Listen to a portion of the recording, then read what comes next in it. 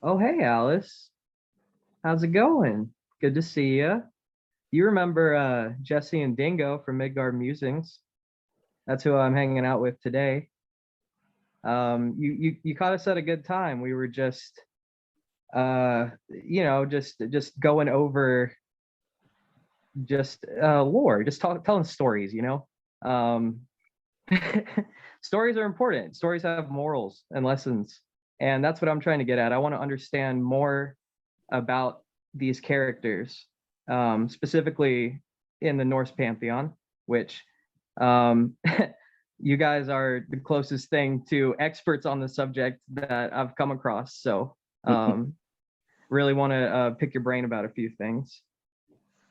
I guess to kick it off, I know a little bit about this, and Alice, just so you know, Jesse has an excellent tier video on Midgard Musings on his channel, where he breaks down tier quite well. One of the things I really liked about what you said, Jesse, is that tier can be divisive and like hard to deal with just because he's so blunt. It's not necessarily that he's trying to cause strife, but just his mannerisms and the way he acts ends up causing trouble for people. So do you guys if you just want to take it from here, if you guys want to tell me about Tyr, just kind of what Tyr represents and his story. Yeah, I mean, I'm happy to start. So Tyr in the Germanic faith, Germanic, religion, is represented as a war god, and has some ties to a supreme deity figure in Germanic cultures that predate the Viking Age. Tyr, these are names that have kind of carried on down through etymologically, and Tyr is an Aesir god. When we talk about the Norse gods and Norse gods and goddesses, we're often split between the Aesir and the Vanir. The Aesir being the war gods, folks like or gods like Tyr and Odin, Thor, and then we have the Vanir gods, which are a more agricultural, more peaceful tribe of the sacred. But Tyr, and some of them intertwine, They do, because of the Aesir Vanir war and how they kind of have blended their tribes separately and kind of become family together.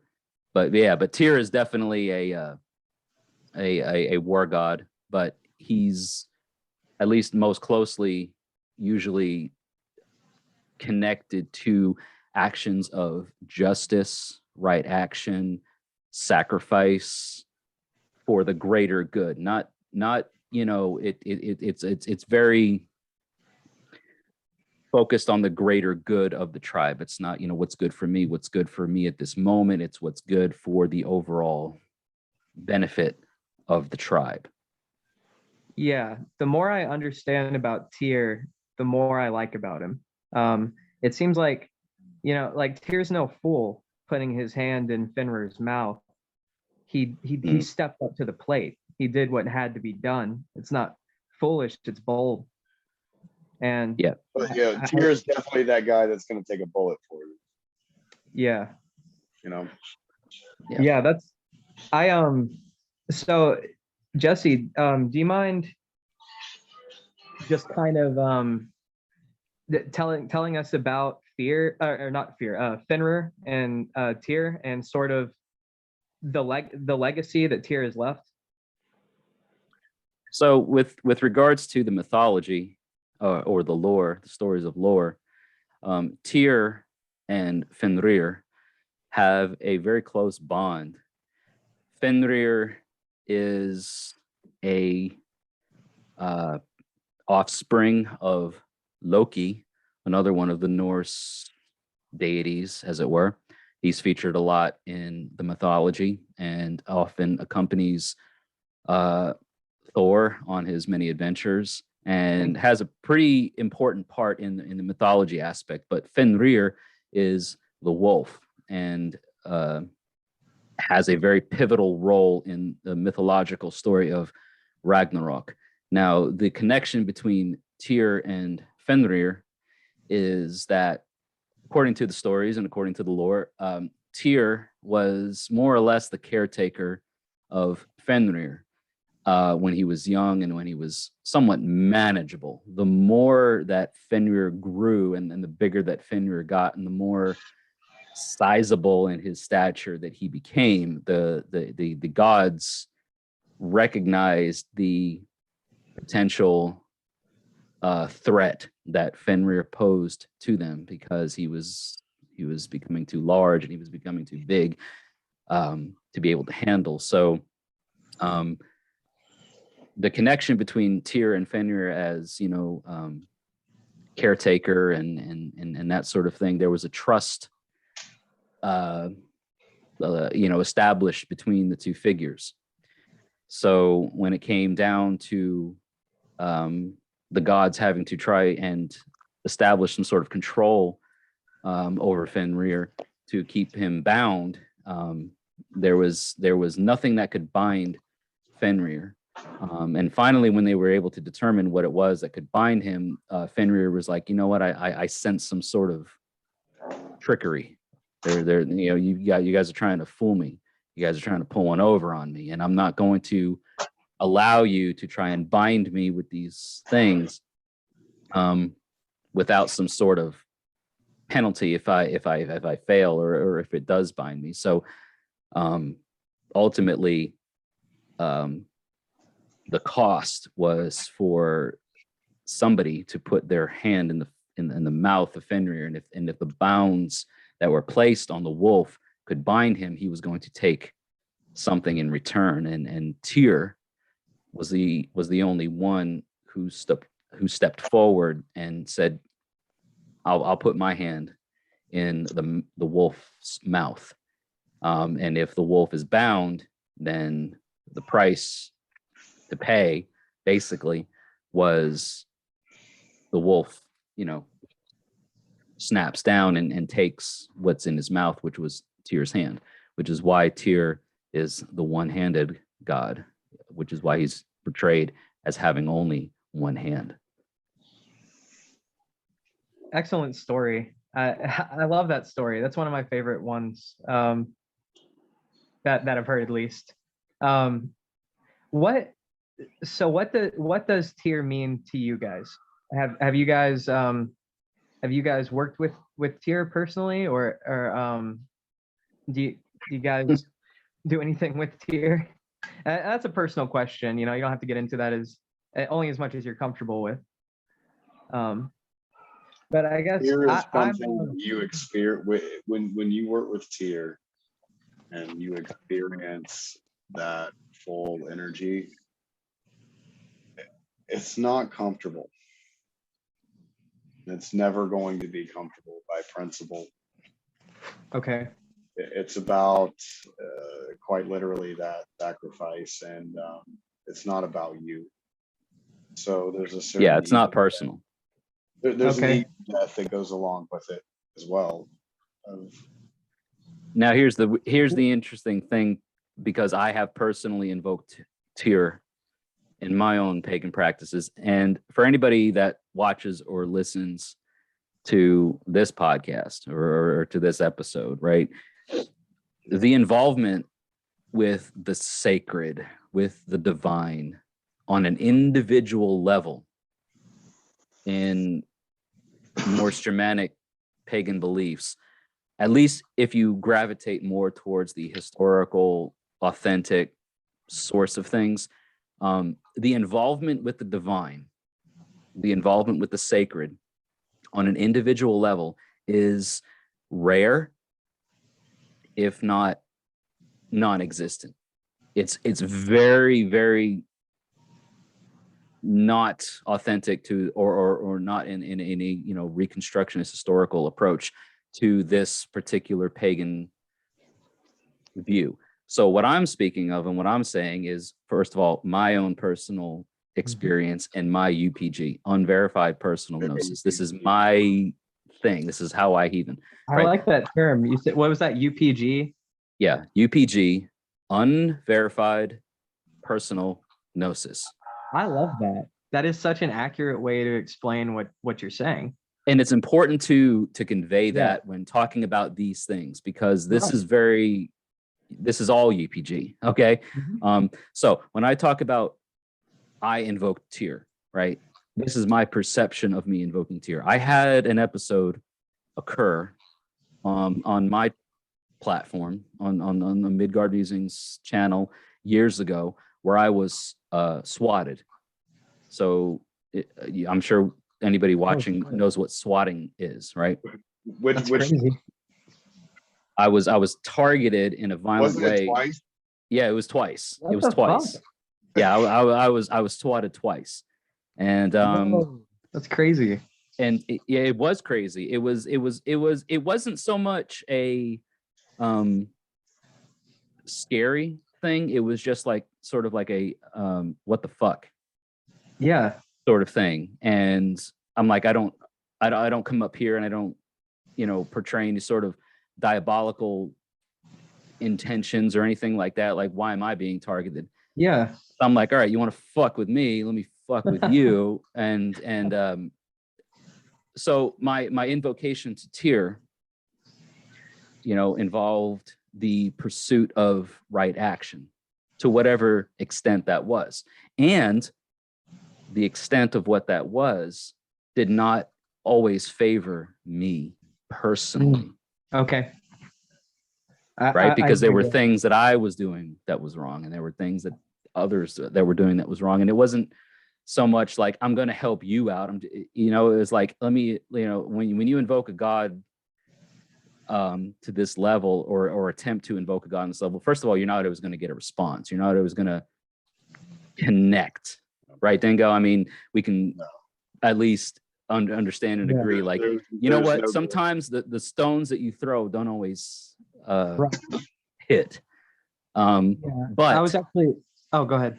No, but as I say, but in that instance, it was like the messages I was sending out, the intent that I was sending out, the purpose that I was pursuing was like right action, justice. What needs to be done to correct this egregious action? And there were things that I had to learn about it. Yeah. Do you think that is, in your opinion, because like you, okay, so first of all, let me say, I really appreciate the way that you explained that, because I would have just said I invoked Tyr. I wouldn't have gotten into the UPG, but that is really important. And I'm gonna borrow that going forward. I'm gonna use that term. But what was I saying? But do you think that is, in your opinion, the responsible way to work with Tyr? Is it can't be personal agendas? It has to be in pursuit of justice, altruistic. I will venture to say on my behalf that yes, altruistic. Okay. There is no personal agenda to. I'm not going to tell you how to do your rituals. Right. It's like I said, my personal when thing. It comes to Tyr, I would highly recommend going in with that mindset. That's what I'm. Yeah, I should have phrased my question better. That's more what I mean. because what I'm asking is, you guys, as my friends, would you recommend, like, how would you recommend that I go about this? If you go into a ritual with Tyr with a selfish mindset, I don't think you're going to get the results that you are wanting. Understood. No, there's nothing selfish about the understanding that we have of Tyr in the lore, and how in ancient times him or a similar figure in other cultures was ever venerated. Nothing selfish about it. Yeah, if you're going into a Loki ritual, be as selfish as you want. Right. But Tyr, I wouldn't recommend it. Tyr is specifically not. He's going to be altruistic. Okay, that's really enlightening. I appreciate that. Next thing I want to ask you guys, and this is a little bit off topic, but I've heard the Aesir gods referred to as the Aesir gods. I've also heard them referred to as the Aesir tribe. What is that? I guess, I don't know. What do you guys make of that? Do you think these are overblown stories that may have been literal people? Like, do you think there's perhaps do you think there's a possible reality where Thor and Odin were actual war people, and then they just like came back into town and told these overblown stories about their adventures? Or I don't know. What do you guys make of that? I mean, what I would say to that is that's always a possibility. As far as like history being written by the victor and that kind of a thing, there's tons of aspects of history that are completely erased by this point. Perspectives, stories and everything, right? But what I'll say to that would be, I learned more about how to be a decent person from Star Wars than I did from a church. Yeah. And I will say that, like, as a kind of a judgment call in a way. I may get shit for that, but it doesn't really matter. It's about perspective, and that's the correct answer. Like Jesse, you brought this up last time you were on my show, but you said something along the lines of, if you had a room full of heathens and you asked them if they literally believed in the gods, or figuratively, you said something like you'd get a million different answers for how many people were in the room, or something like that. And I think that's more at the core of it. It doesn't matter if these things literally took place or not. Just because something didn't actually occur or not doesn't mean it's not real. Right. And I think I understand that, because I've my own what do you call it? UPG? UPG. Yeah, my own UPG. I've come in contact with some entities, not really Norse ones, but and where it's like, it really doesn't matter if this is a concept or if this is literally true, because it doesn't change the fact that I'm speaking to this thing. Yeah. So I just wanted to offer an idea, is that so much of the stories, so much of the sagas, and that's what they are, is sagas. This particular religion, Germanic heathenry, encompasses so many different. You got mainland Germania, you've got the Scandinavian countries. At various points in time, beliefs integrated with each other, and there were indigenous beliefs in those respective areas. How the religious aspects were identified, how the sacred was labeled, how they were recognized or called, varied a little bit throughout time, and then throughout time things were integrated, and that's so much as what we know. So when we talk about you know, was Odin this and was Thor that and was Tyr this or whatever. There are, you know, Saxo Grammaticus specifically wrote his it was a Latin translation, but it was pointing to certain heroes and certain figures in the area at the time, and they have the names of these gods and so on and so forth. So, you know, were the inspiration of these heroes due to ancient pagan belief systems or was it vice versa? You know, it all started somewhere, and it was all influenced by something at some point, you know. So like when I say, like, yeah, you get, you know, a group of pagans in a room and ask them about their beliefs in the gods and what they mean, you're going to get different responses.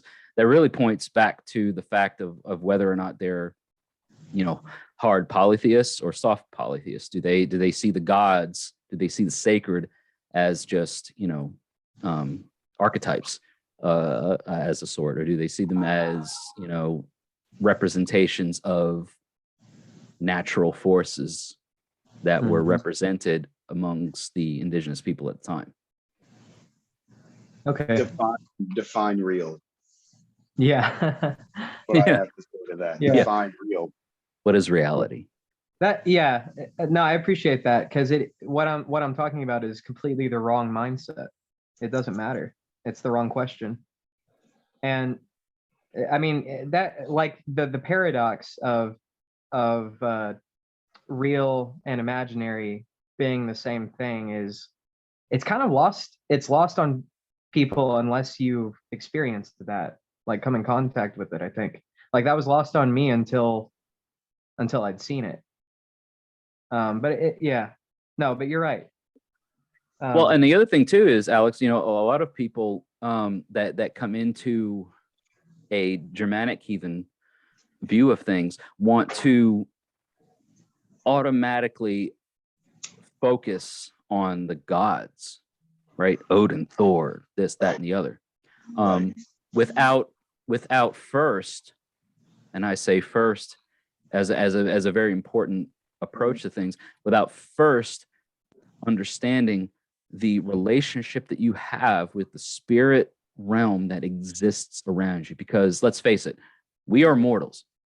We exist in profane space and time. However, there are spirits that exist and coexist with us in the same space and time. Then you have the sacred that exists in a different space and time, i.e., the gods. Okay. So many people come into Germanic heathenry and think that it's automatically about the gods and everything else, because the reason why I surmise the reason why this exists is because of previous religious baggage that they're bringing into this whole path with them, right? They have some other things that they've experienced, whether it be Abrahamic or whatever other religious worldviews. The ancient Germanic peoples had a closer connection to their ancestors and to the localized spirits that lived among them, the localized land spirits, the land whites, as we would call them. The Vatir is another term that gets used. The localized, regionalized, even at certain points, spiritual figures that coexist in profane space.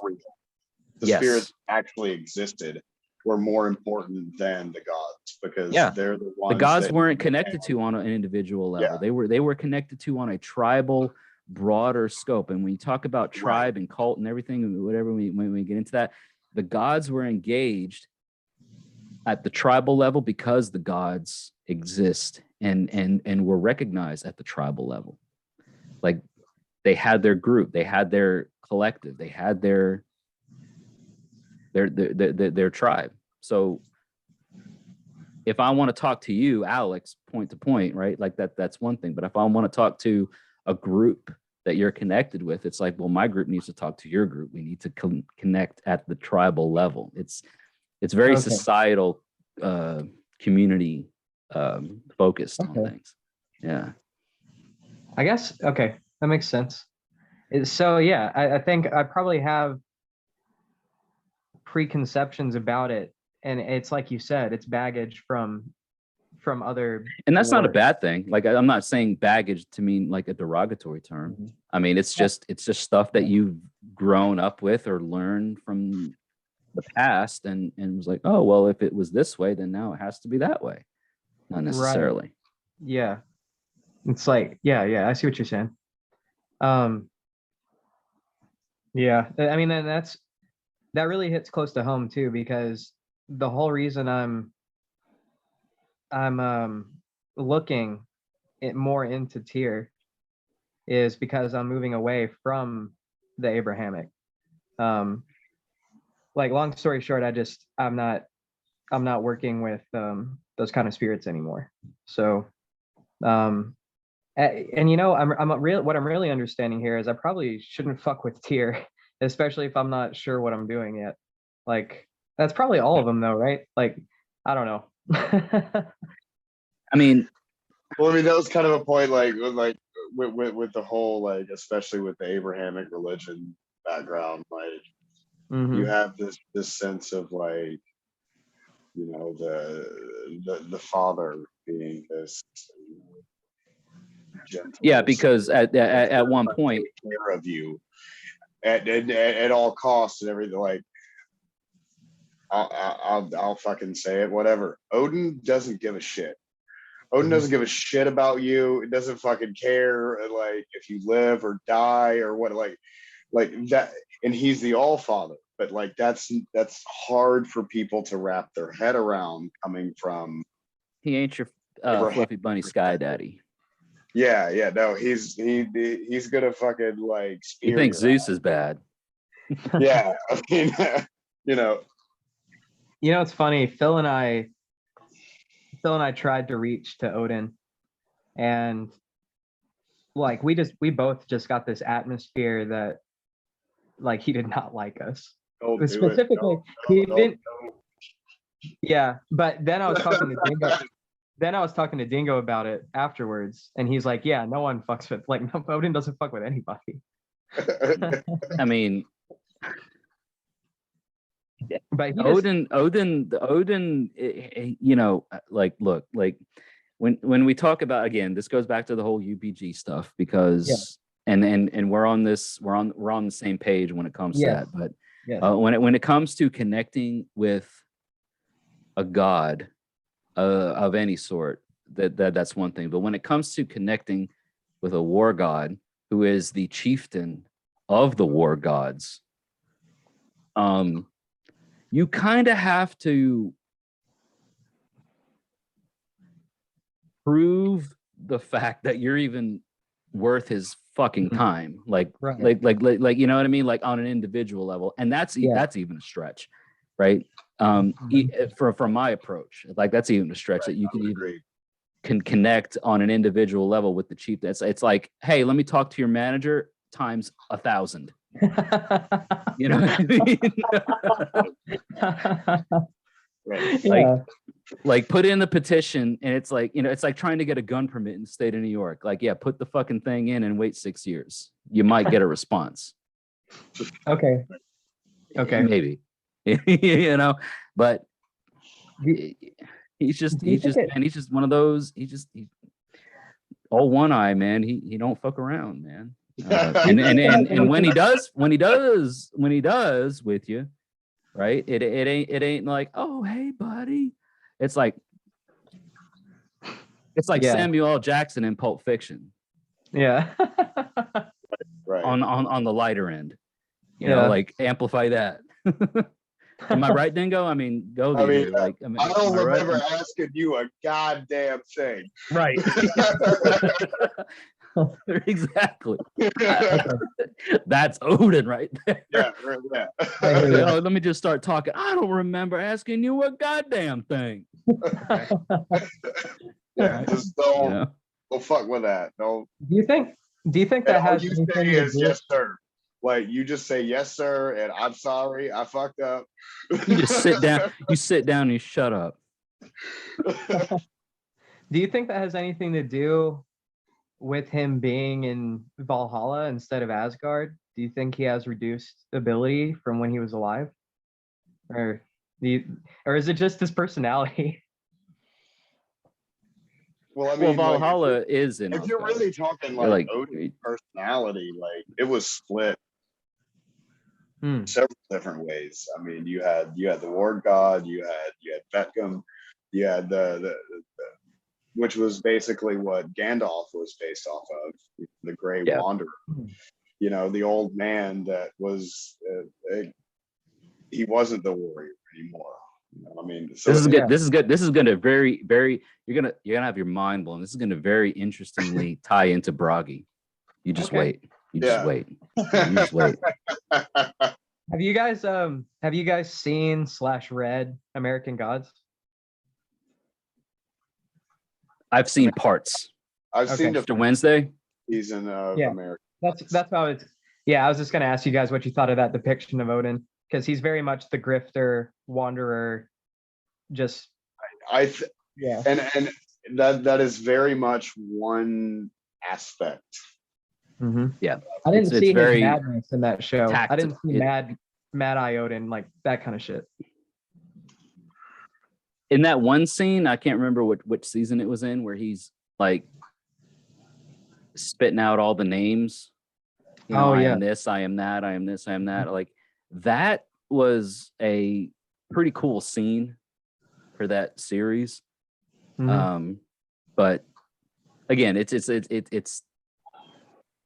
textile. You know what I mean? It's like surface level. It's Hollywood. It's Hollywoodized, as I would say. You know what I mean? It's kind of an old friend of mine used to do a whole lot of work with Cthulhu. Oh shit! And in my very early days of ritual magic, he did a lot of work with Cthulhu, and I'm not going to name any names, but if he watches it, he's going to know what I'm talking about. And I never thought about the old gods like that shit.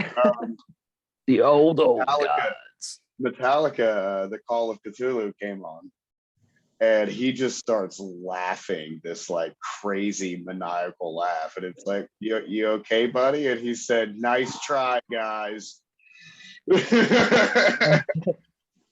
That's kind of like any depiction of Odin or in the Marvel universe of or Loki or any of the Norse gods.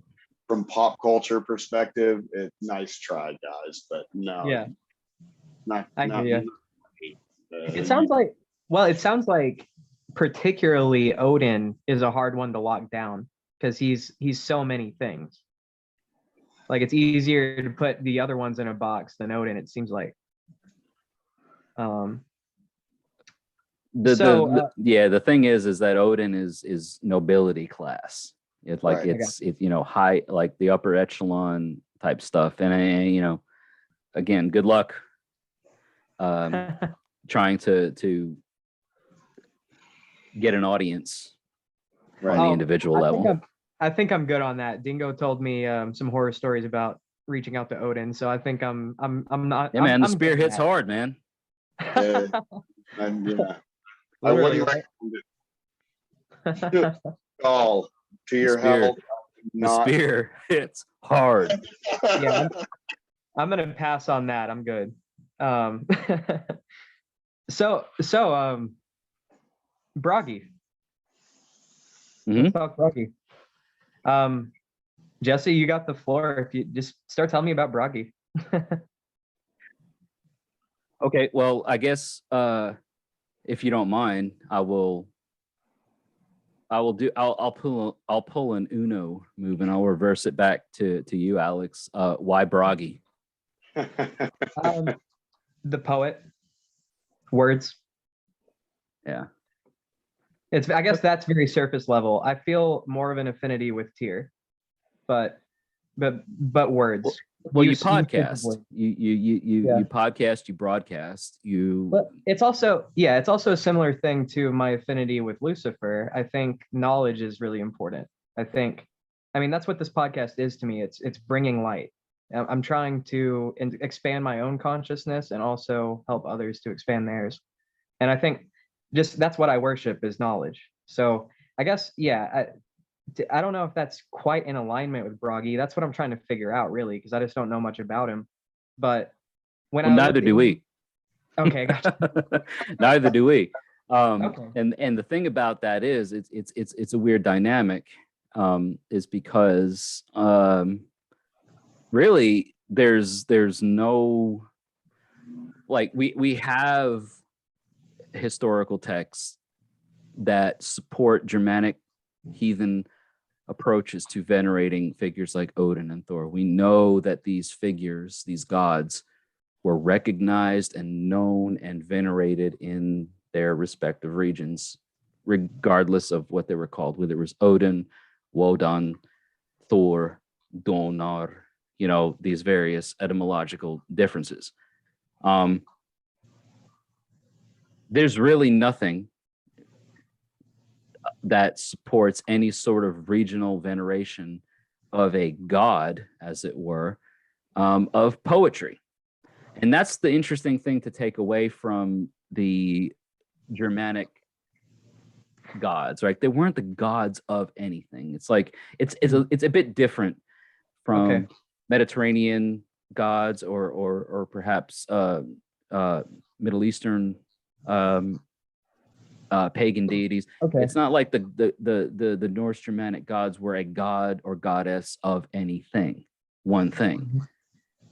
Over time and throughout time, some of them were connected to certain aspects of things. Now, Bragi, right, being mostly connected to or correlated to poetry is because the Old Norse word, Bragi, is poet. Okay. But there's some similarities to poetry and word weaving and the power of the voice, the power of words, the power that the spoken language carries that is also connected to Odin. Bragi being at least allegedly in the lore, a son of Odin. Okay. So that's one of those kind of weird things that's up for debate on, was that a son of Odin or Odin? Okay, got it. Yeah. And like people argue about kind of which one on that kind of a thing. Yeah. Okay. And one of the interesting things that, at least in one of the sagas or one of the poems, whether it's in the Poetic Edda, Prose Edda, I can't exactly remember which, is that Bragi is said to have the runes on his tongue. Oh, wow. Like tattooed or inscribed or whatever on his tongue. And the runes are, at the very base level, an alphabet, right? Yeah. A written language Mm-hmm. that over time you've got various, you've got the Elder Futhark. The Elder Futhark runes are the oldest Germanic alphabetic system that we know of, that were used to write in old Proto-Germanic. From those runic inscriptions and from those runic alphabets, we've got, the Younger Futhark, the Anglo-Saxon Futhark, the Medieval Futhark, the Gothic, all these various Futhark languages, these runic inscriptions. But it is worth noting that in the lore that Bragi has the runes, scribed or whatever on his tongue, and that what those runes are, who knows? But it's an alphabet. Yeah. It's a spoken language. It's the written version of the spoken word. And there is magic in that. There is power in spoken word, because what do we do when we speak? We can influence, we can inspire, we can motivate. Yeah. That's magic. That's magic nowadays, or that's magic at one time. Mm-hmm. We see that nowadays. Wow, people can people want to click on a certain thing, or people want to follow a certain page, or people want to do something because of what somebody said, what somebody wrote, In line with what you're saying, one of my favorite authors, Alan Moore, he did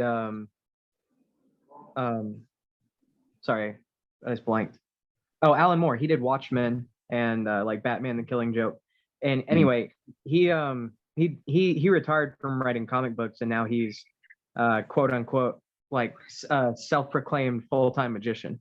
And not like sleight of hand, like so and one of my favorite quotes of his is Aleister Crowley, huh? pretty much. I didn't know that about him. That's interesting. Yeah, Alan Moore, he has a quote. He said, I can't remember what the context was, but he said, the language about magic is more the language about magic is more about language than it is about magic. And that's oxymoronic. Yeah. More about language and less about magic, but aren't they the same in certain ways? Yeah. Don't we weave spells when we speak? Yeah. Don't we? Yeah. I mean. Okay. So yeah, I didn't mean to derail too hard, but no, like what you're saying, I definitely, there is a power in that, and that is magic. Like you said, the two just sort of synonymous. And now it's interesting because like Bragi gets called out by Loki, like so many of the other gods do during Lokasena, as being a sort of coward. Because Bragi doesn't get idolized, doesn't get romanticized in the lore. You know what I mean? Like we don't really, like when I say like you don't know anything about Bragi, well, join the club, buddy, because neither do we. I think that's why I've heard some of the things of like people like thinking that Bragi and Odin were the same thing, trying to be explained from a different time period or whatever. I think that's where some of that discrepancy comes from, is like Okay. Well, I think there's almost a, I've heard that before. There's a similar maybe but it's I mean it's his son, so it's like it could be just as easily, Well, you look at, like Thor is Odin's son, and so was Balder. Right. And then Bragi over here, he's just the son. He just like, ooh, I speak a little thing, and I play my harp, and I, whatever. Like he doesn't have a lot of like romanticized braveness. So Loki's like, hey, you're a bitch because you sing or whatever. Like, well, Loki, you're drunk.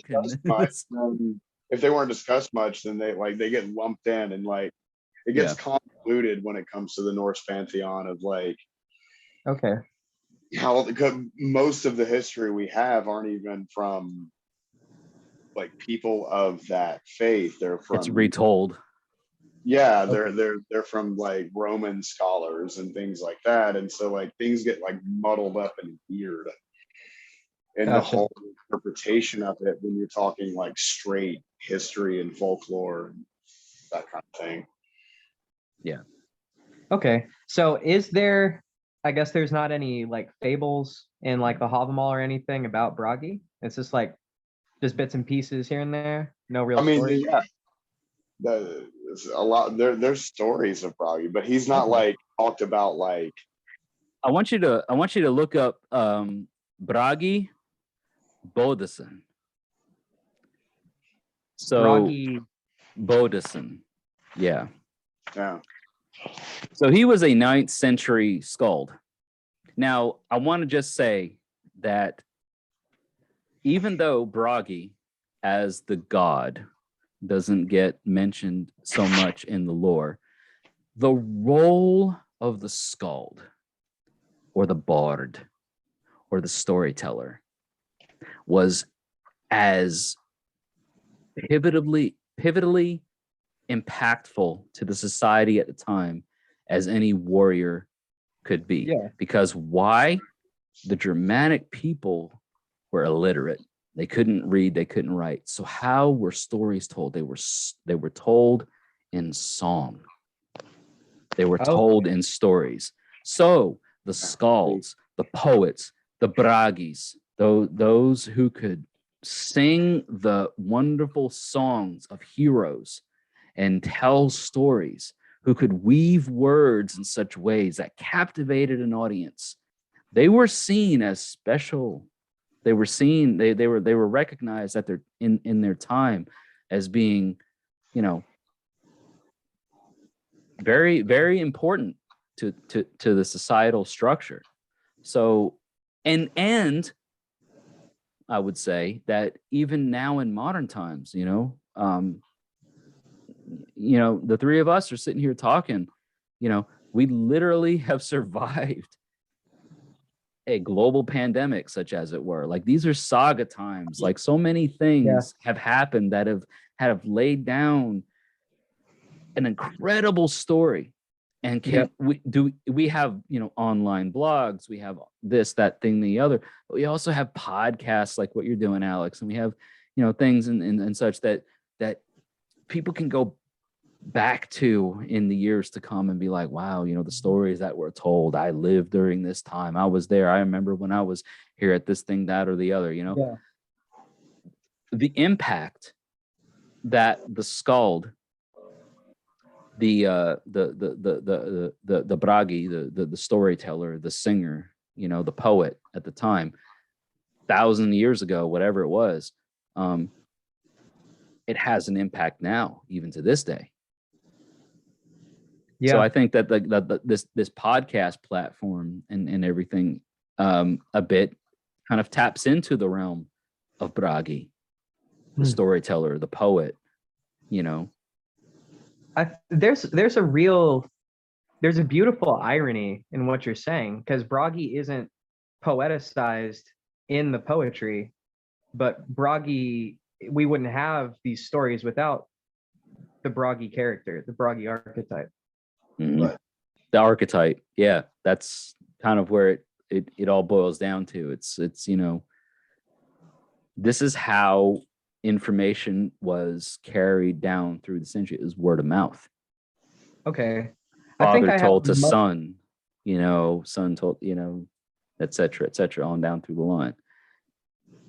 It wasn't ideal, because they weren't literate. It was a society that was not like, how do I write this down on a thing? It was, let me speak it to you. Let me tell it to you. Let me sing you a song.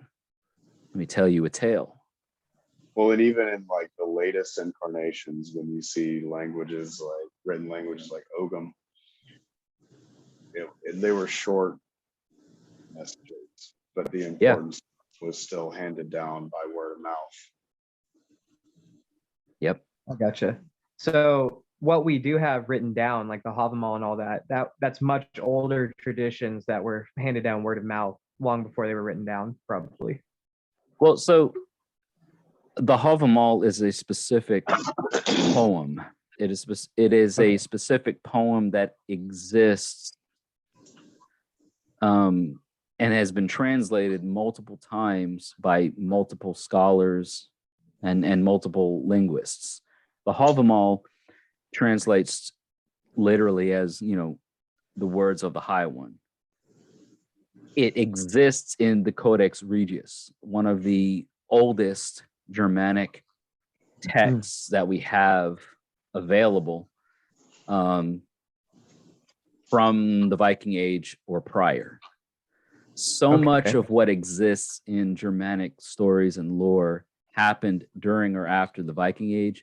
So the credibility of its pagan authenticity is often challenged because of its Christian influence.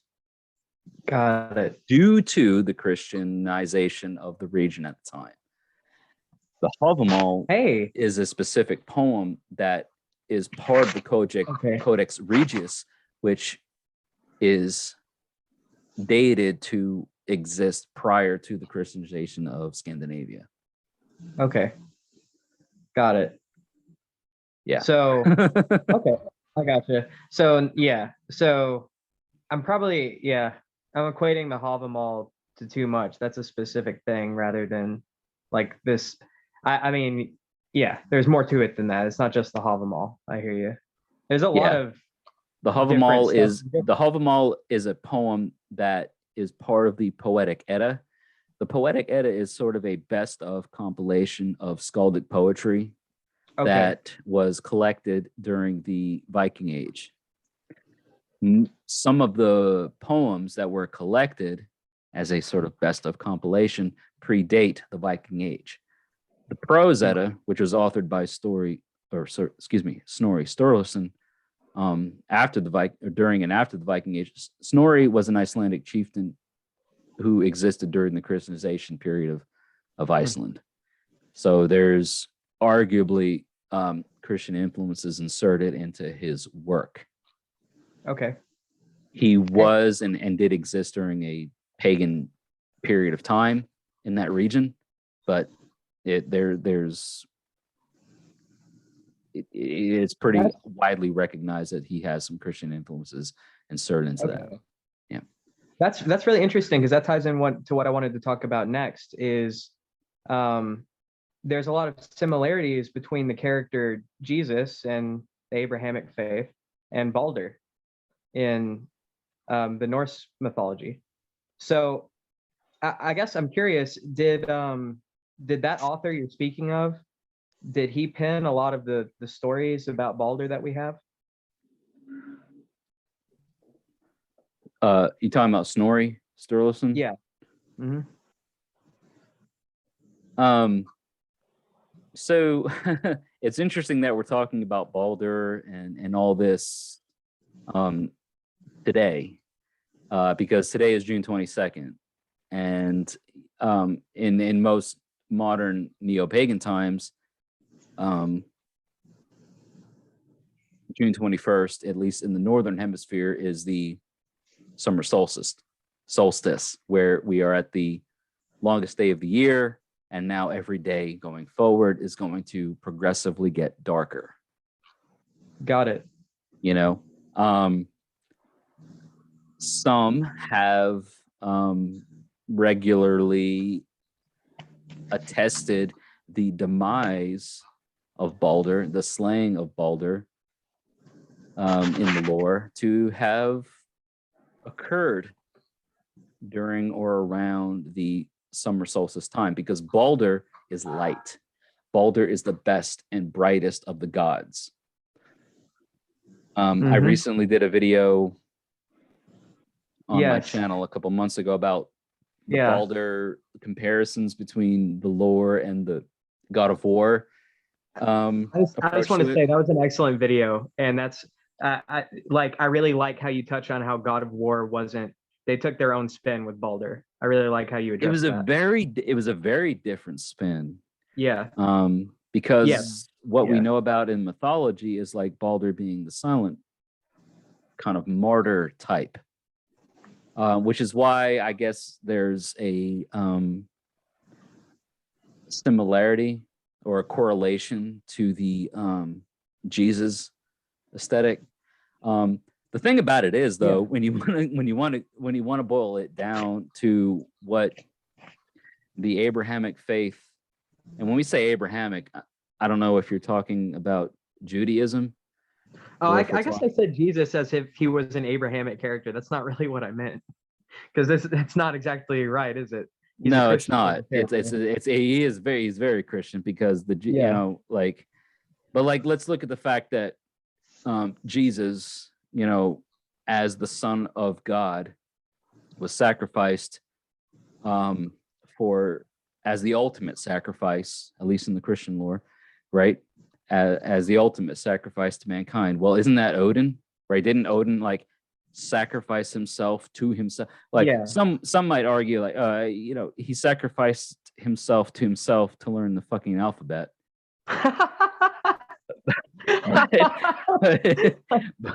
but the whole martyrdom, right? That's not even really the parallel. Balder, go ahead. Yeah, it's not a parallel.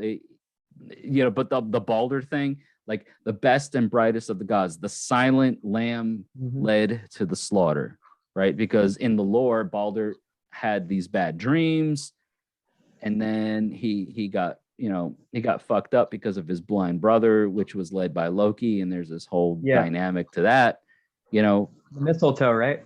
Yeah, right. Yeah. But like in the lore, like Balder's pretty silent.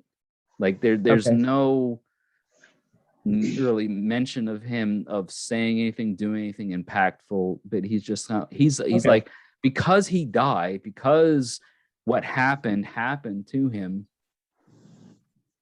Ragnarok, Right.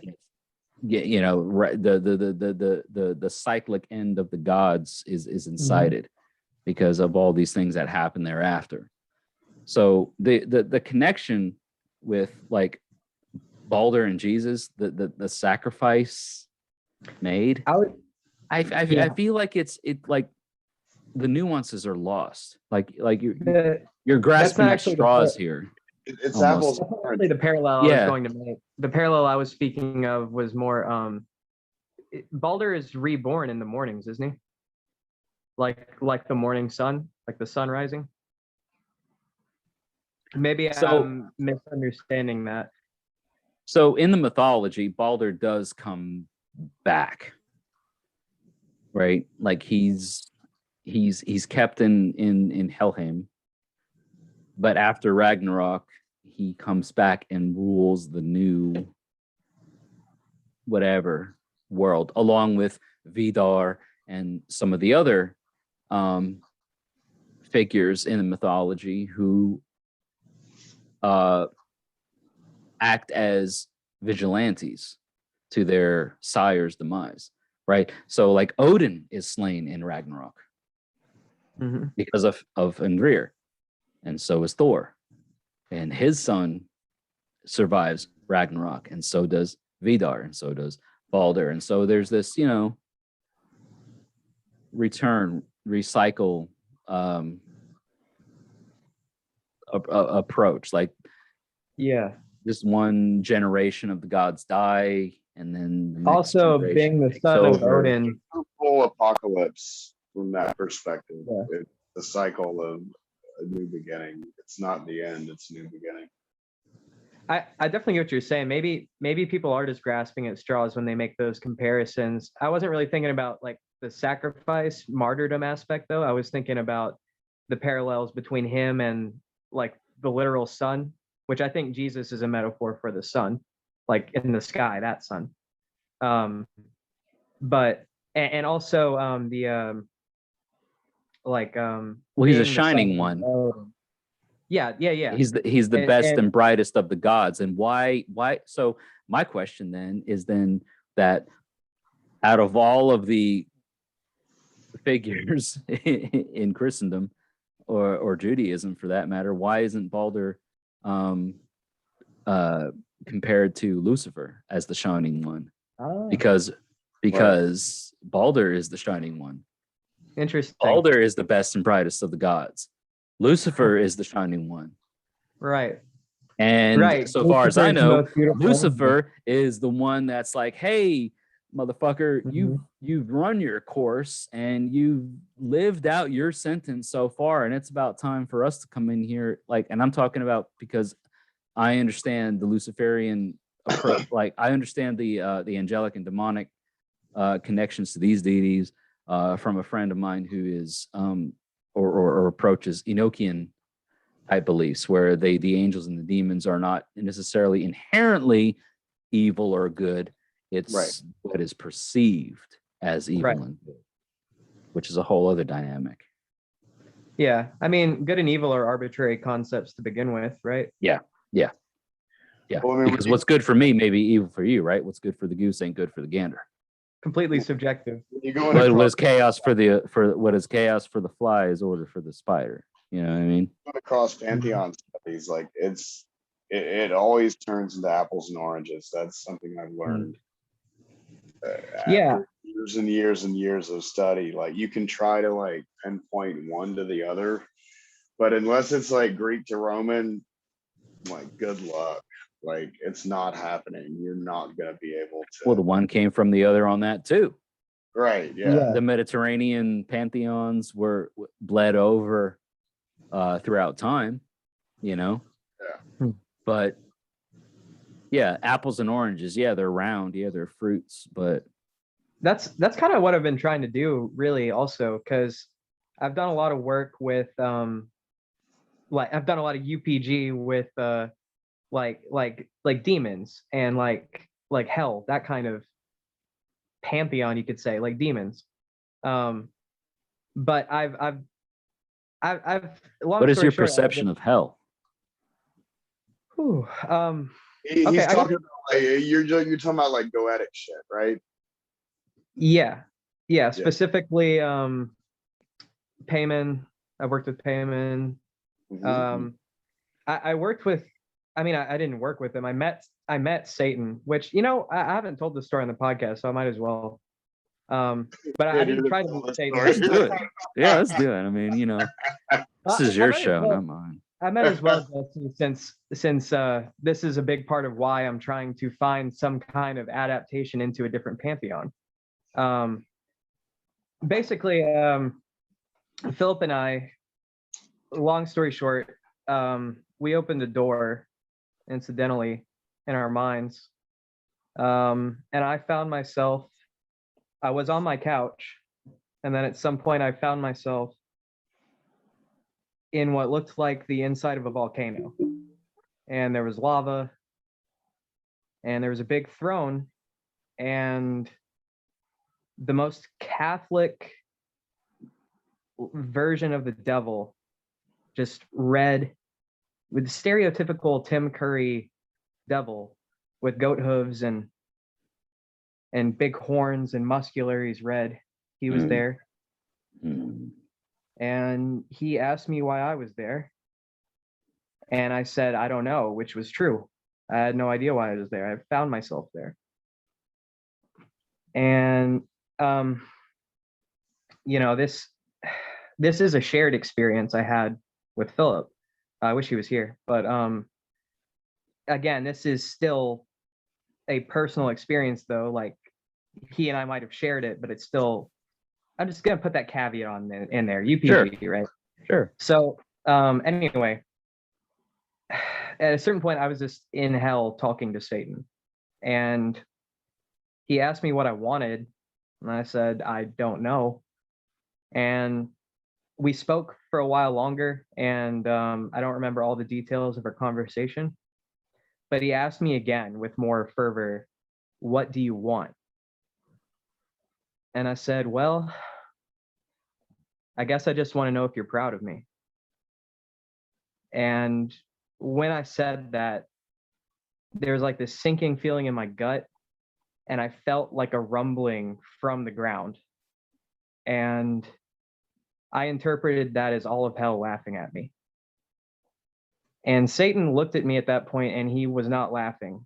He was full of rage and anger. And the next thing I know, I'm back on my couch, and I have a splitting headache. And as a Luciferian, as someone that holds a lot of that puts Lucifer on a pedestal, I understand how stupid what I did was. Lucifer is not, to be a Satanist is not to be seeking anyone's honor or affection. It's supposed to be you building yourself up in your own mind. So, are you part of the Viper Alliance? I don't know what that is. I'll link you. Okay. I'll link you. It is a alliance of Luciferians, Satanists, and pagans. Oh, neat. That's cool. Very neat. Unlike anything that's ever existed.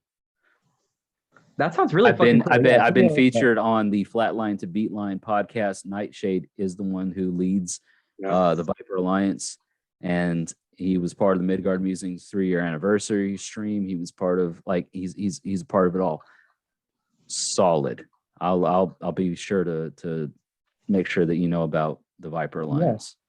Satanists, Luciferians, pagans, witches, an unprecedented platform.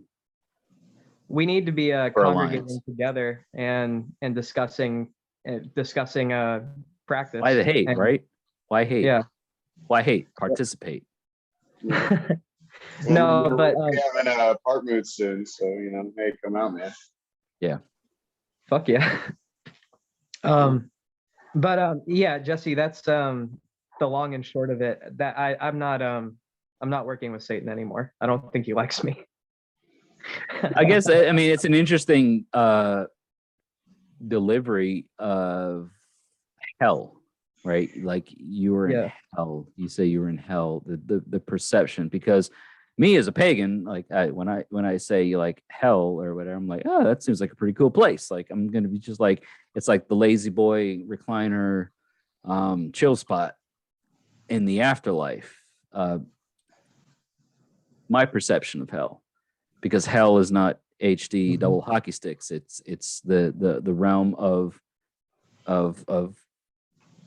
Loki's daughter. It's the grave. It's the grave Actually, mound. It's, me and Dingo were talking about this the other day, like the difference between like that version of like the Christian Catholic idea of hell and then like hell with one L. Yeah. And they are very different concepts for sure. Oh yeah. Oh yeah. Yeah. Yeah, what's interesting is Philip and I had planned on reaching out specifically to Lucifer earlier on in that evening. And we were in a heightened mindset, let's just say. So, I mean, all of that is a factor in what happened. Oh yeah. Oh yeah. And but what was just scary is that it got away from us. We didn't mean to do it at that moment. It just kind of happened, and I found myself there. So I'm not even like humoring the mentality of demons and hell. I'm not even like letting that into like humoring the idea of working with them, at least for a long time. But I'm trying to find another pantheon that I can kind of cross into to work with and find parallels. So I think, yeah, you made a good point. Parallel between Lucifer and Balder, actually. That's neat. And like Prometheus in Greek, that's obviously another one that rings true to me. Yeah. Dingo, you probably have a voice to speak on the cross pantheon approach to things. Hearth cult is a big thing. Nobody is weird. Yeah. It is, but it doesn't like it's not like nobody's here to say don't do it, don't do that. Like that's your hearth cult, man. Like when I say like hearth cult, I mean like what happens under your roof and how you decide to do your thing. There's nobody that can say it. But with regards to the Germanic approach to things, there are some very specific approaches to how this whole thing works that are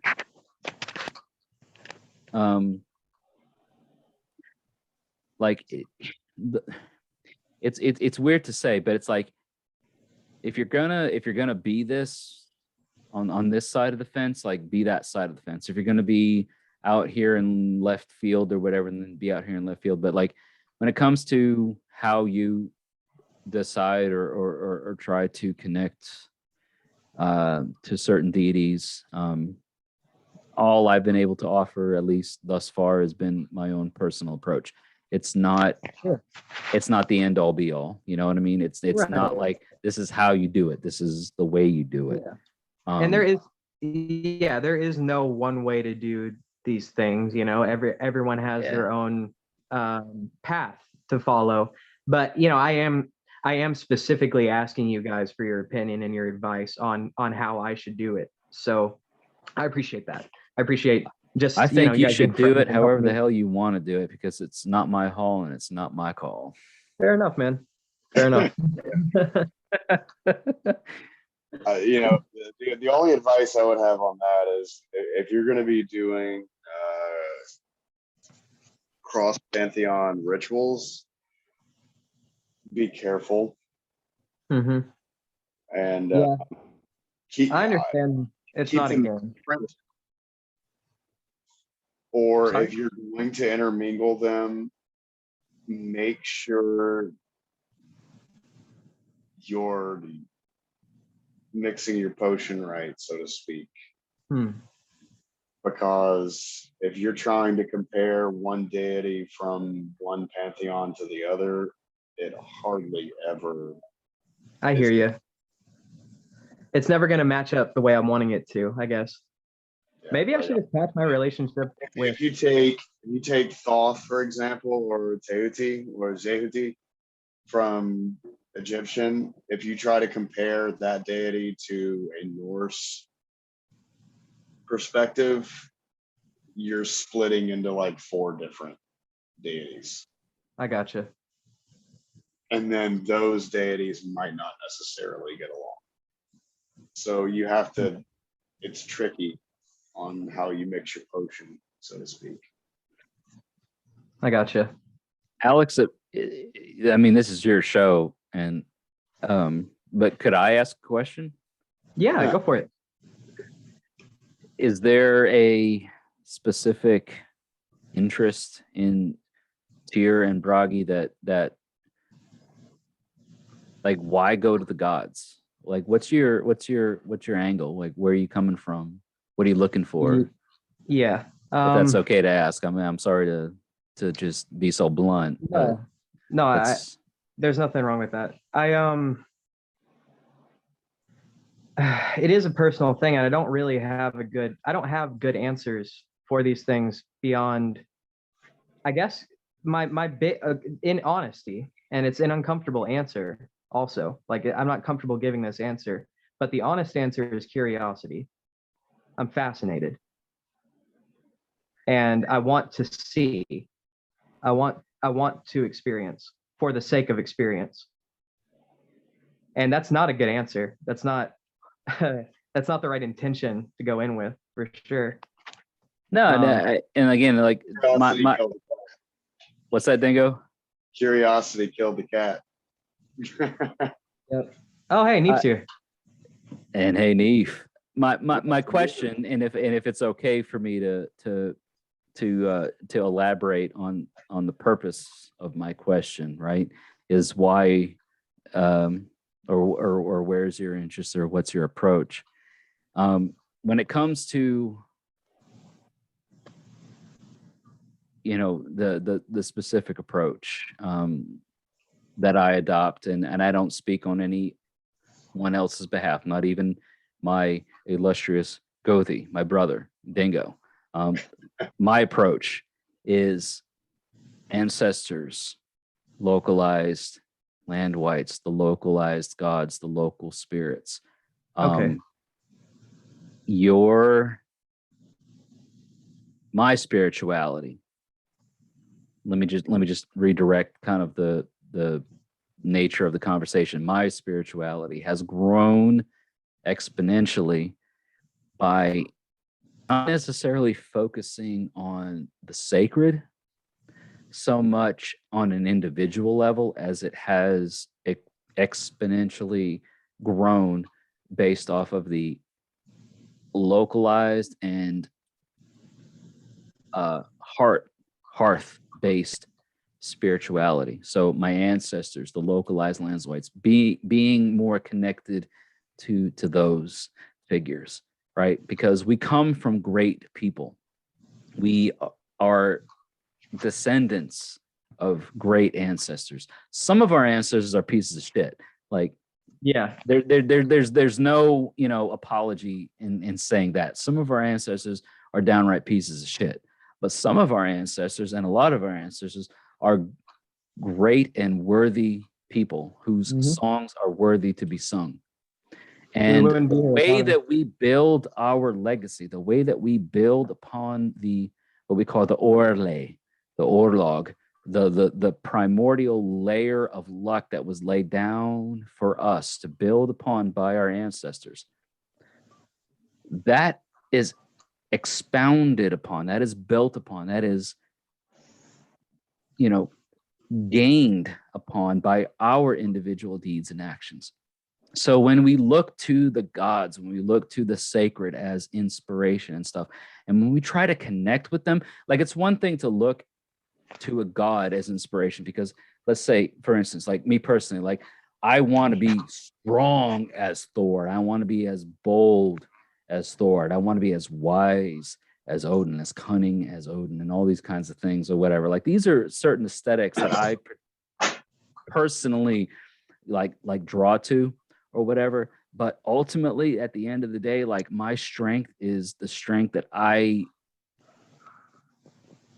that I put out forth, Right. and the strength that I draw from my ancestral line, like the people who made me who I am, that taught me the things that I taught, that made me exist as a human being, and the spiritual entities that exist around me, because I live around them. We coexist. So hey, let's be friends. Let's let's jive. You know what I mean? The gods are another thing. The gods exist on a different plane, and they have a different agenda. They're on their own approach to things. Maybe I shouldn't be trying to meet gods for the sake of it. I don't know. Again, maybe I can't say that. Yeah. I can't tell you maybe yes, maybe no. I can't say that. For me personally, right? For me personally, and how I've interacted with the sacred, with Dingo and with our tribe, and the way that we do our thing, collectively and individually, like that's the thing. It's not tribal. I think you mentioned way earlier in the podcast about tribe and cult approach to things. Totally different. Yep. Totally different approach to things, Mm-hmm. Yeah, I mean, I'm glad you brought that up, because I wanted to talk about that some more. And Neef's here. So tribe is about community. Cult is about control. Dingo, well, I mean, I don't know if I can describe it better than you just did. That's it. I mean, like that really is it. If you're part of a tribe, like you're building each other up. Oddly enough, it was a conversation I had with my mom earlier in the week about like relationships, and like I'm divorced now, and like I'm like getting into the dating world in my 30s, and that's weird, man. Like that's a weird time to like. I don't envy you, brother. Right, like they're like there's no games anymore. You know what I mean? Like there's no nice, actually. It's like, this is the way that I am, and fuck you, and I don't give a shit, and like this is just it. This is, you got me, and I ain't changing. Yeah. Like what you see is what you get. Not to have a roto rooter up my ass in a few years, okay? Like I don't give a shit, right? You know what I mean? Yep. So, hey, guys, I'm gonna go run and get a phone charger real quick. Sorry, go ahead. Yeah. But you have to accept people for like who they are, and it's like, and that would be, I would say, the biggest difference between tribe and like a cult like mentality is that the cult wants you to change to be something that you're not, and the tribe wants to build on what you already are. Yeah, and make it better. And I've seen through audio wise. Yeah, man. Yeah. Okay. Hear you loud and clear. I'm looking and sounding as whatever as ever. Well, I'm currently very, very high up in the air right now. Hey, that's good. Physically. I'm not home, obviously. You're in the stratosphere, man. Yes, the I ionosphere. The ionosphere. I heard y'all talking. I had to come chime in on this. Well, chime away, my friend. Ring the goddamn bell. Ring my bell, baby. Well, and I agree idealistically with for the most part, what y'all have been going, what I've picked up on what y'all are saying with tribe and cult and the difference there, and a lot of that, and I talked to Alex about this a lot of times, a lot of it's semantics. It's all semantics, baby. It's really just, if you're going to call it this, you're going to call it that. It could be this without calling it that. But I think Dingo's right on. A real simple way to put it would be, one is about control, Yeah, and one is about collectiveness. yeah, inclusive. Yeah, Community but involvement. I would differentiate the fact that tribes are of their own thing. A tribe is like not always a good thing. You can have a tribe that's based around an evil theology, and if they all believe that for that greater quote unquote good of that evil, it's still a tribe. Now, to say that a tribe is about lifting, you have to accept people how they are, I wouldn't necessarily fully agree with that. A tribe is more likely to not shun you or destroy you for being different. And there's a fine line. Right. A tribe is something that is more you allowing yourself to commit to. I'll bring this up with anarchism all the time. People say, well, if you're really an anarchist, you don't believe in any kind of leader. And that's not the truth. What it means is I'm not going to have somebody else decide my leader. So is there dogma? Is there dogma in tribe? If we go on a hunt, someone is going to lead that hunt. Yes. You know what I'm saying? That's the problem. That's the fucking problem, that someone is going to lead it. Now, who the fuck is out here ready to lead that sort of fucking thing? Well, and that's what a tribal thing is. When a cult happens, one person comes and says, "I can do all of this." That's absolutely right. If I can't, I've got somebody right next to me that's in on this with me that can do the parts that I can't and convince y'all to go work for me. Yep. Hey, y'all, I'm here to convince y'all about how my tribe can survive. And I'm not going to throw these rules at you to make you conform. I'm going to let you know what is the most efficient way to work. Yeah, you can do what you want, but we're not going to invite you on the hunt if you're running around like a nutball because you don't know how to hunt, just because you think you know better. The way tribe tends to function is on a there's a leader of the tribe. Like you've got like a chieftain, you've got a leader, you got this authoritative figure title, but they are not the end all be all. There's this, it's more democratic. There's more, there's diplomacy. Well, there's also a good term you brought up when you say authority. We blend. I say authority in the air quotes. Let me just say it there's a figural title, but it's not like what I say it is going to be it. That's exactly my point, because we get in this world where we're like, well, I'm not about authoritarian, and what authority really means doesn't mean you rule over something. It means you understand it better than anyone. So the authority, you understand it, and Neef, can I say you understand it and you respect it, because anarchism doesn't work well practically. It looks good on paper. Right. Well, I mean, that's a different. That's a different conversation. Yeah, that's a whole different conversation. But the idea behind what I'm saying with the authority on hunting in your tribe is the one that everybody agrees is the best hunter. So he's the one you have lead. I talked about this the other day. A chieftain is not the leader of the tribe. A chieftain is the war chief. He's the leader of the military. Your shaman is a social chief. They work in shaman, i.e. Gothi, Dingo. Right. Come on now. Like now, tribal structure here, right? Right. Now, the military or the militants of a tribe is what will rule it, because by force, you will decide what happens. Yeah. So therefore, that is why they're respected, because on the tundra, and I bring this in the tundra law, the most important thing is external versus internal, Neef. Right. The most important. It's what's on the outside world versus what's on the inside. And the bottom line is the most important thing is always going to be eating. You know what I'm saying? Yeah. But it's leading through. It doesn't matter what the gods say. No, it's leading through what is good for the people. It's not leading what I feel is fucking good because my cock is hard. You know what I mean?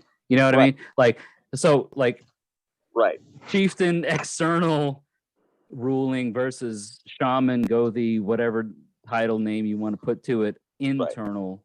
Like, it's still leadership. It's still it still has a role in society, but its Where approach is different.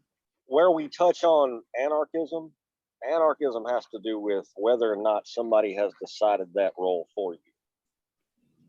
But who decides roles in society?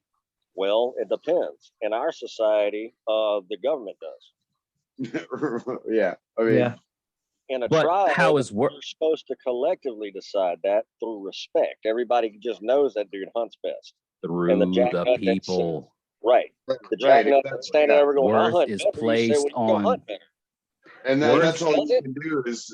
can do is like make your tribe as like as good as you can for that purpose, you know. And Now- worth is a you worth can do is that on a put small scale Now, within y'all your bring up a really good thing that's a very predominant nowadays, the killing out of competition. And the fact is that your tribe must compete because you're authoritarian hunter. You're a dude that goes and hunts, and everybody knows in the tribe he's the badass, and he tells everybody this is what we're going to do, and we bring back food every time. Some young punk pops up in the tribe, and he decides he ain't that great. I'm better than him. Well, nobody's going to listen to that kid because they all know better, right? But in the tribe, they don't have to shun him. They don't have to do that. All they have to do is say, well, prove it, son. And if he proves it, well, you know what? He outtakes him. If he doesn't prove it, in your well, worth, he's in your back down actions. Yeah. in your actions. Yeah. Worth is placed on an individual by the tribe. You're not worth anything unless the tribe deems you as worth anything. Yeah. Yeah. Yep. Very true. I think this is so funny that I wanted to talk about tribe and cult. I haven't said a single thing. You guys have already you've there's nothing I can say. This is exactly, you guys have already hit it. Tribe is about, like Dingo said earlier, it's about building up the individual within the tribe, whereas a cult is about control. And like Jesse had brought up, like a cult leader, or it might have been Neve. A cult, it has a leader overall as the head, whereas a tribe is more diplomatic. Like you guys were saying, yes, there is a chieftain, but there's also a medicine man, and the chieftain is not the chieftain of medicine. The medicine man is. Yeah. And the Well, chief a lot like tundra law, you know, that's another thing we touched on. It's kind of like, you know, like the whole like, all right, well, you're better than me. All right, well, now you got the role, man. Like, show me. You're good. Show me. Same way with the chieftain. That's tribal law. That is what tribal law is. The chieftain was fought until he was too old and he became a wise man, and everybody's like, look, you're too old to go fight him. You're just going to take over. Yeah. Mm-hmm. Like, that's cool. That's cool in a tribe. That's a natural. And that's respect to the elders. And that goes back to my, if we're going to have a damn government, we need to have age limitation on politicians and 2-week term limits.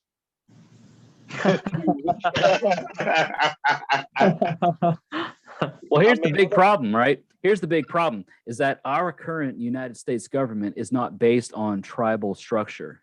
Oh, no. It's not. Oh, no. Like, let's just get that out of the way at the very, like, it's like here we are. Of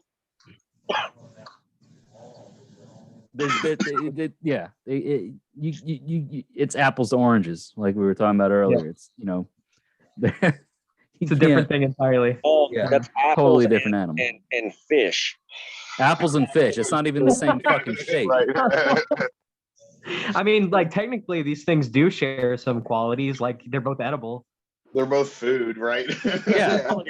Qualities is an interesting term to use when you speak of the American government. Yeah. Yeah. I mean, hey, let's not rag on them too much. There's a lot of things that, like, yes, there's a lot of things we need improved about our society, but there's a lot of things like I don't know. We're using the best things we have available, like the best methods we could come up with so far. Well, within that, the best methods. Yeah, they're I definitely. think we're trying to pull. I think we're trying to pull. within that narrow perspective, yeah. But Yeah, that's very all- narrow. I think we're trying to pull. Like what's the? I'm trying to think of that expression. It's, trying Okay. to, Not how the U.S. government's run, but I guess what I'm talking about is more just like capitalism as a. No, we're not going there either. Okay. You're right. That's a different rabbit hole. That's We're not. yeah. We're not going to jump on the ism word. Fair I shouldn't have derailed us with the Thanks, U.S. Niche. government. You know how I do. No, let me. Yeah, you're right. That's a different rabbit hole. Really? Yeah, Capitalism and corporatism are two different things. No, I mean, like, I wasn't trying to say that the U.S. government is doing things right, or that this is the best thing humanity has come up with. I was conflating that with capitalism for some reason. It's the biggest challenge, biggest problem that American heathenry has nowadays is that people want to try to control. People want to try to. I mean, I guess it's you can look at that as like on the national org level. Like it's kind of like what we said about modern heathenism everywhere.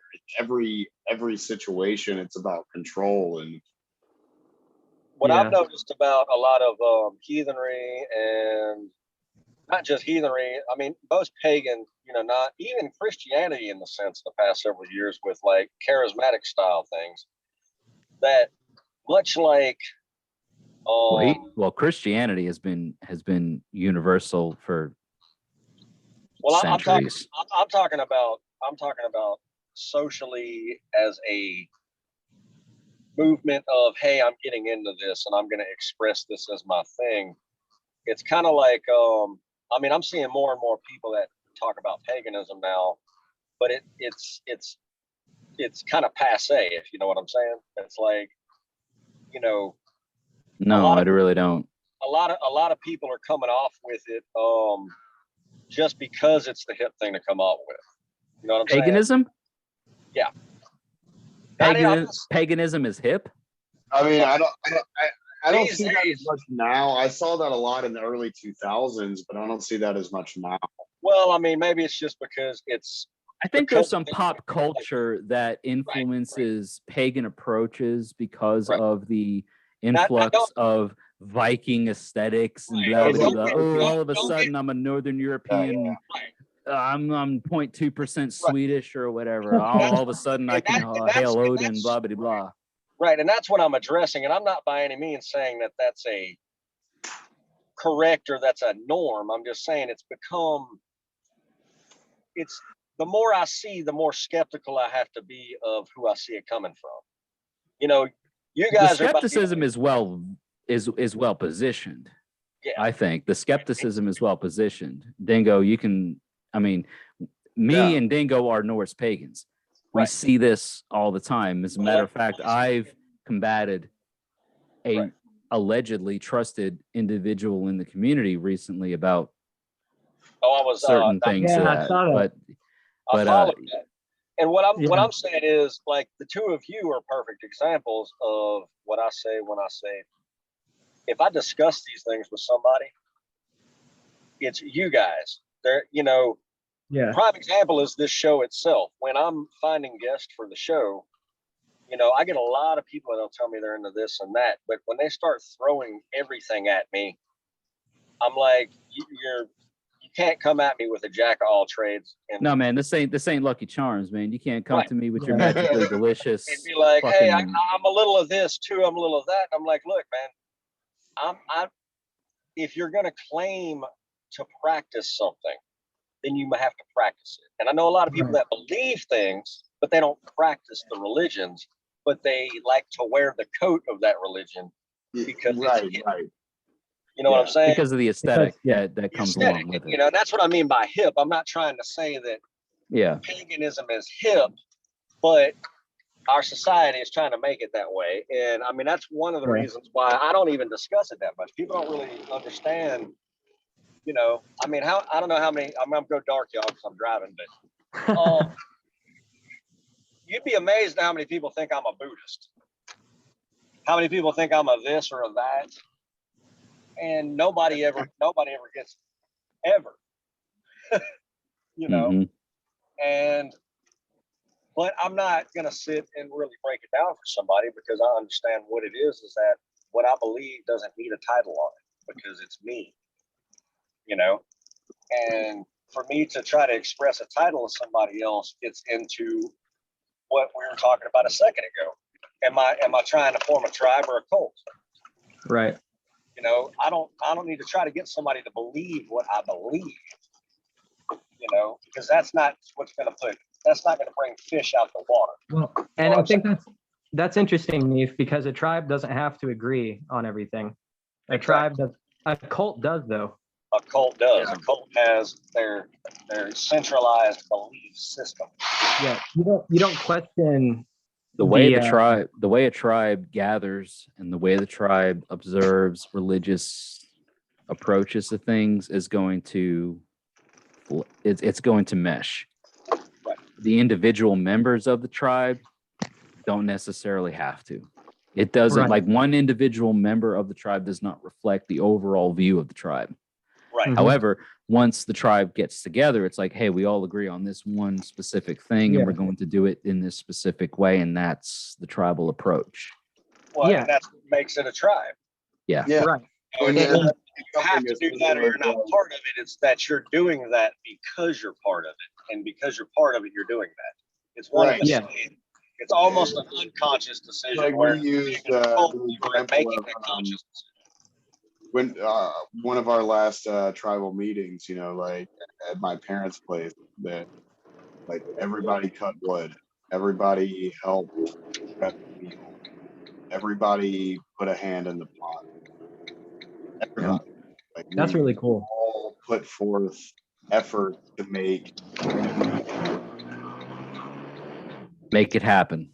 Everybody put a log in the fire. You know what I mean? Yep. Like everybody did the work. Yep. Yeah. That's really cool. I like that. I was just gonna say, like that. I don't know if I'd call it tribe exactly. Like the people I surround myself with, the people that I trust, the people I would call my tribe, are the people that are willing to tell me when they think I'm on a wrong path. The people that are willing to tell me hard truths that I don't want to hear. That is like a quality I look for in people.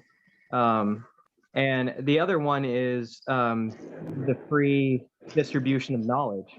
A cult tries to hold things over people's heads. Like we have the gatekeepers. Yep. Yeah. Fuck the gatekeepers. Right. So I mean, go ahead. What did you say? Yeah, fuck the gatekeepers. Yeah, fuck the gatekeepers. That's what I have. especially the gatekeepers who have no gate to keep. Exactly, Jesse. Like, what are you even guarding against? What are you even trying to keep a gate guarded against? Like, this is not a closed off. This specific, like when we talk about like Germanic heathenry or whatever, like this is not a closed off religion. So much of the North American tribal indigenous people's beliefs, and it's like a lot of that stuff is closed off, inclusive of other indigenous beliefs. Germanic paganism is not one of them, man. Like this is not a tradition or religion that is meant to be gate kept. So, and like, that's something you just who are even you? You know, that's something you just dealt with recently, where someone was trying to gatekeep heathenry over their ethnicity, and it's like telling someone of a different ethnicity that they can't be a heathen. Like fuck you, and not only fuck you, but the things that you stand for don't stand for you. They don't like. Good luck trying to get any gods to work with you. No, it's you know, like I said before, like you can't gatekeep a religion that's open First of all, there's no gates Mhm. to be kept. You don't have any backing on this sort of thing. So at that point, you're just you're just being a racist. Yeah, Yeah. you're trying to form a cult. Yep. Right. People that gay At the very least, at the very worst, you're just being a this racist brick. dick. Yeah. My brown ass against this brick behind me, right? Like I'm white, right? But look at my brown ass behind this brick. Yeah. You know, like, come on, like skin color means fuck all. Yeah.